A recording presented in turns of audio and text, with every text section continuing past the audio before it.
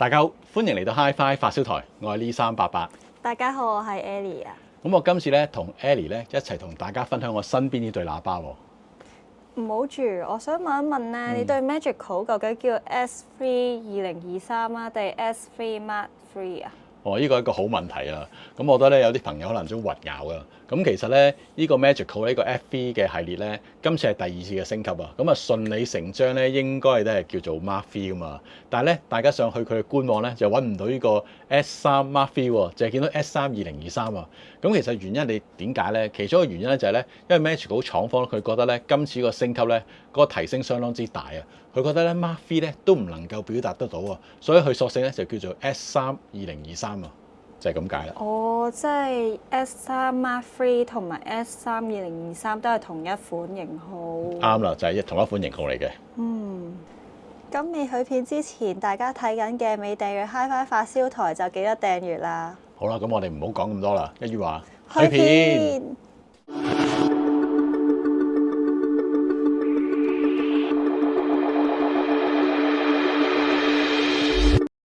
Ellie，你知唔知咧？呢對喇叭咧係我近期好想試嘅喇叭。係點解啊？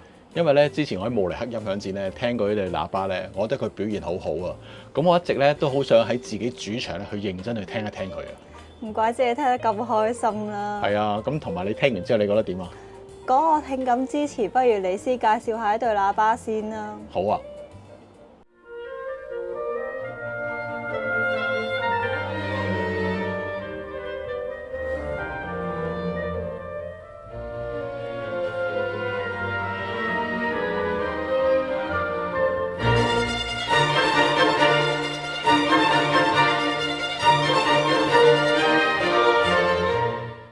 Magical S3 2023咧係一對3路4單元全封密式聲箱嘅坐地喇叭，咁好多技術咧都係嚟自佢哋旗艦 M9同埋上級嘅 M7啊，咁同埋咧我聽到呢對喇叭咧嘅聲音咧上面有好大嘅改進啊，咁原來咧廠方研發 M7嗰陣時咧買入咗2套好昂貴嘅系統啊，咁啊分別喺個 Polytech 雷射測量儀同埋呢個 Keep 近場掃描儀啊，咁呢套 Polytech 嘅雷射測量儀器咧，可以喺 S3 外殼咧每一個表面咧都量度1000個點啊！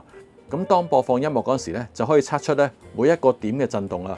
咁啊，廠方得到呢啲數據之後咧，就可以咧決定聲箱唔同位置嘅外殼厚度啊，仲有聲箱裏邊嘅支撐位置同埋優化呢個阻尼啊！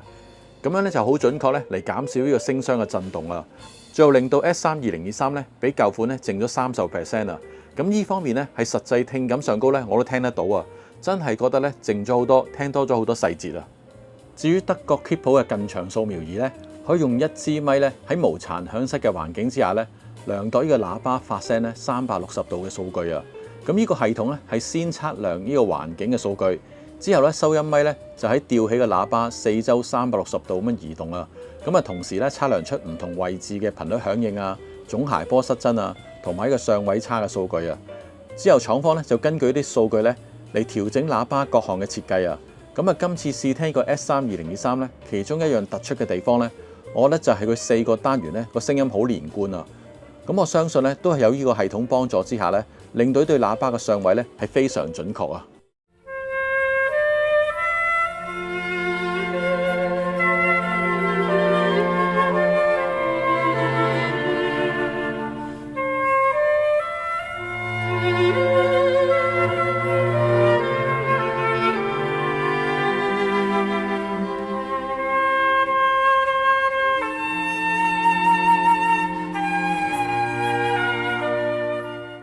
！S3 2023嘅聲箱咧係用咗一個擠壓鋁合金去做成嘅，咁啊分別咧有呢個弧形嘅側板啦、前帳板啦，同埋頂底背板等等啦。咁佢借助咗上高嗰2套系統咧，令到呢個喇叭聲箱咧唔同部分咧有唔同嘅厚度啊。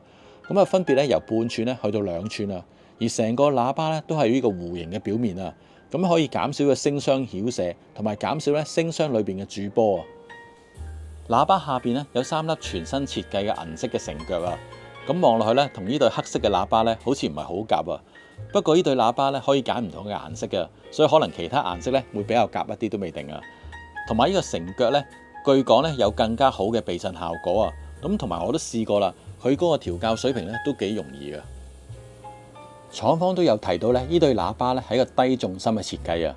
咁我擺喇叭位嗰陣時咧，我都發覺咧呢對喇叭重心真係好低啊。咁一定咧要推個喇叭下半部分咧就會好推一啲啊。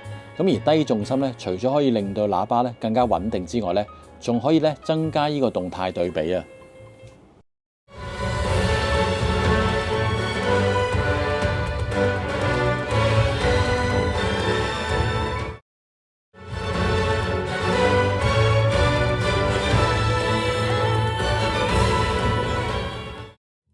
呢對喇叭嘅高音單元呢，係將 M9 高音單元嘅關鍵元素呢下放到落嚟嘅，係一個呢28mm 皮振膜鍍上鑽石塗層嘅高音啊。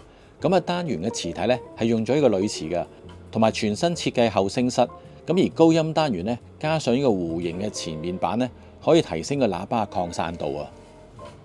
5寸嘅三文治式嘅中音單元。振膜前後咧都係廠方咧第8代納米技術石墨烯碳纖維啊，咁啊中間咧就夾咗呢個咧蜂巢嘅鋁合金，令到呢個振膜咧個厚度更加薄，質量更加輕，同埋個硬度咧更加強啊。兩隻9寸嘅低音單元咧一樣用咗第8代納米技術石墨烯嘅碳纖維，同埋呢個蜂巢鋁合金嘅三文治式嘅結構啊。咁裏邊咧有一個5寸嘅純鈦音圈，可以有半寸嘅衝程。咁而喺呢個衝程之內咧，磁場都係保持一致啊，咁啊令到失真更加低，咁啊無論任何音壓咧都可以保持呢個線性啊。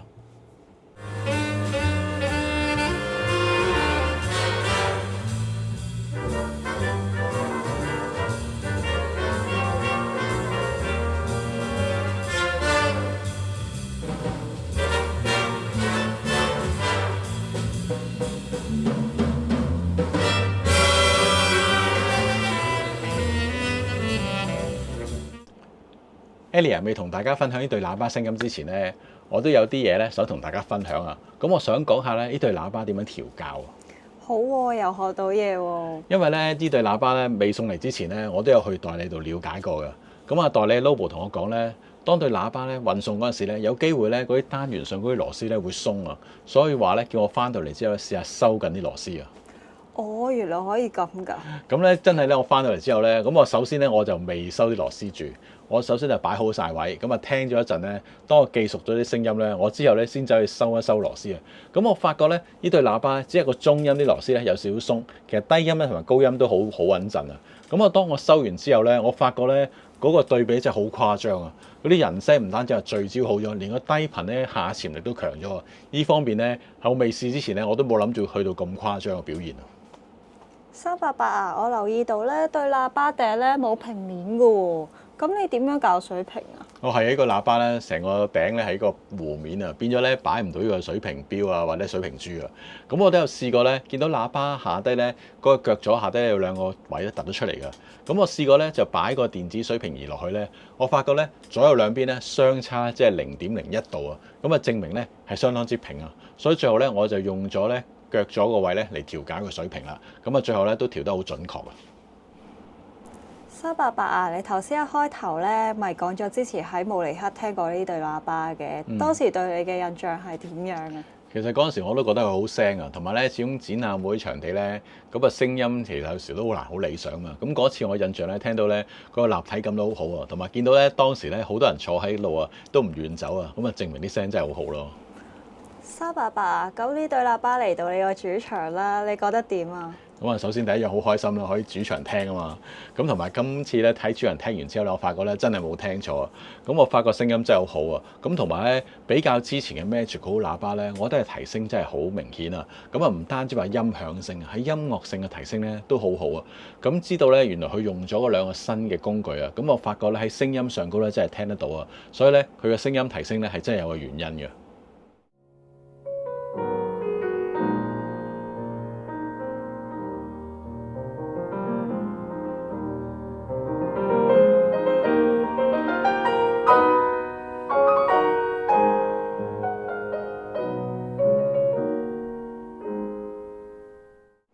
咁今次咧喺個主場咧聽呢對喇叭咧，咁啊，當我仔細再聽落去咧，我最喜歡咧就係高音嘅表現啦。咁我發覺咧高音咧好有能量感得嚟咧，亦都好通透啊。咁同埋咧都好夠細節啊。咁另外一樣咧，佢唔會話播出一啲好硬邊嘅感覺咧，令你覺得聽得唔舒服啊。咁我覺得咧佢最厲害咧就播一啲咧有金屬質地嘅樂器啊。咁啊，無論大聲細聲咧，都好有金屬味啊！咁好似咧嗰啲銅鈸咧喺度輕輕敲打嗰陣時咧，佢令得嚟咧又夠真啊！咁同埋咧聽啲交響樂咧，嗰啲三角鈴咧，咁啊通常三角鈴喺音場後邊㗎嘛，都聽得好清楚，但係又唔會搶出嚟喎。咁同埋播啲銅管樂咧，好有能量感得嚟，亦都唔會覺得刺耳啊！真係相當之厲害。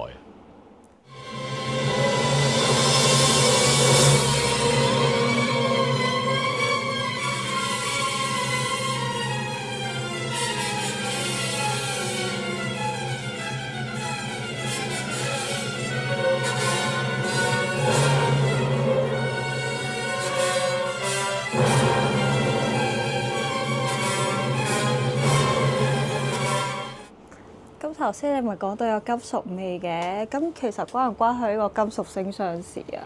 咁啊，梗係唔關事啦。咁啊，頭先我講到嗰啲金屬味咧，其實係完全咧都係嚟自個單元㗎，係嚟自嗰個高音單元一種好傳真嘅感覺啊。所以對喇叭咧，我覺得咧，佢完全唔會覺得好淡啊、好冷啊，同埋好硬嘅感覺㗎。388啊，我睇你都聽得好開心喎。咁其實你中意佢啲咩啊？其實我中意佢其中一樣咧，就係佢嗰個中頻嘅表現啊。咁佢播人聲咧，好有一種咧好溫軟啊、好柔潤嘅感覺啊。咁係我之前咧聽 Magical 喇叭咧，我從未聽過噶。咁我覺得呢一方面咧，提升咗個音樂感咧，令我喜歡呢對喇叭一個關鍵位啊。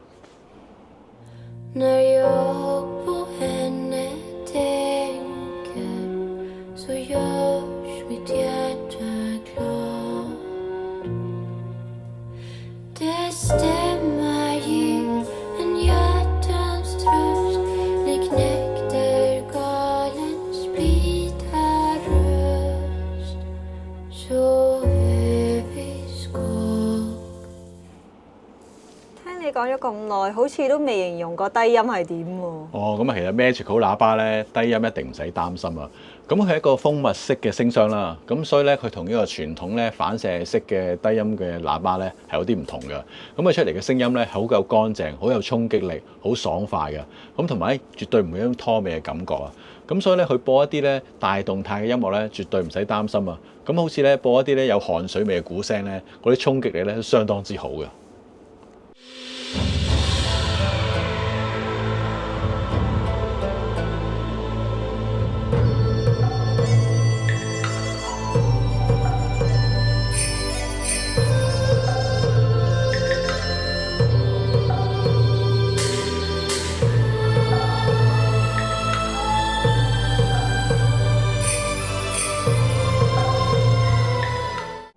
咁仲有一樣咧，我中意嘅地方咧，我就覺得咧，佢嗰個高中低三頻嘅上位咧好準確啊，所以經佢播出嚟咧，會聽到人聲嘅結像咧好清楚，咁同埋啲樂器嘅定位都好啊。另外咧，個音場嗰個還原度咧都相當之高啊。無緣無分，怎可分解？痴心一片，原是業債。悠悠長夜。記起每句説話 How I love you, my darling。嗱，我就講咗咁耐佢嘅聲音表現啦，咁啊輪到你啦，咁你聽完之後覺得點啊？其實一開頭我係有少少擔心㗎，因為你話有金屬味啊嘛，咁我有啲擔心，如果我播啲弦樂啊，或者人聲啊，甚至係鋼琴啊，呢三樣嘢都唔會有金屬味㗎嘛，會唔會都播咗隻金屬味出嚟咧？但係咧好彩就唔會咯。咁頭先我哋都聽過山本剛同埋阿 Moon 隻新碟啦，咁我都聽到咧山本剛佢個琴咧相當之有質感啊，而阿 Moon 咧嗰把人聲咧都好厚潤，所以我都幾中意今次 Magical 呢啲聲。同埋咧頭先都聽過啲 jazz 啊嘛，咁我覺得咧佢都好連貫啊，因為如果 jazz 唔連貫就會好奇怪啊嘛。我估應該都關你頭先講嗰個三頻上位做得好啊。咁我相信都有關係。We all know about the ups and downs of all the friends. The wood, the how, the why they dish the dirt in their 今次咧試聽完呢對 Magical S3 2023咧，咁我都幾喜歡佢啊！咁啊，首先佢嘅 size 咧都幾適合香港嘅環境啊！咁同埋咧，佢個外形咧，呢個弧形嘅頂咧，加上少少後傾咧，我都幾喜歡啊！咁啊，另外個手工都做得好好啊！咁啊，摸落去咧，真係好有質感啊，好滑淨嘅感覺啊！咁同埋聲音方面咧，咁一開聲咧，我都覺得係一對高級喇叭嘅聲音啊！咁我都唔知點去形容。總之咧，你有聽開高級喇叭咧，就知道呢種聲音嘅特性係真係相當之吸引啊！你講到咁好，唔通佢冇缺點嘅？咁我覺得呢個喇叭都可能有一個缺點嘅，咁就係咧，你唔好諗住咧拎一啲細瓦嘅膽機啊，或者細瓦嘅石機去推佢啦，因為咧佢對於個後級嘅 power 都有一定要求嘅。咁同埋另外仲有一樣咧，係對於我嚟講有個缺點啦，因為我太喜歡佢啊，搞到咧我有少少囉囉攣啊。今次咧又要練下我嘅忘音大法先搞得掂咯。多謝大家睇到嚟呢度啊！如果中意呢對 Magical 嘅喇叭嘅話，記得喺下面留言留個 like 嘅 emoji 啦。好啦，今次嘅分享咧就到呢度啦。咁啊，大家記得咧 HiFi 發燒台咧有呢個會員制啊。咁啊，成為會員咧有啲專屬影片可以睇得到嘅。咁啊，遲啲咧我有一條專屬影片咧都會跟進下一對喇叭嘅。好啦，同大家講聲拜拜。